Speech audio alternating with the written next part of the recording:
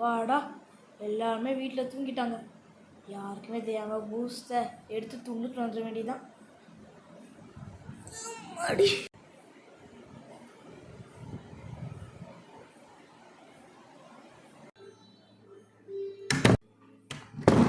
எம்மாடியோ, room நடு தப்பிச்சு வரதுக்குள்ள அவ்வளோ பயமாக இருக்கு. சின்ன லைட்டை வேணா போட்டு வச்சுக்கோ.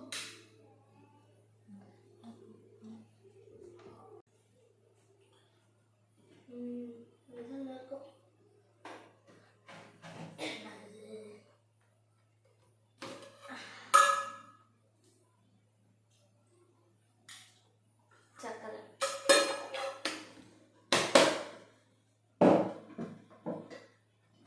வேற என்ன தேடி பார்க்குறது?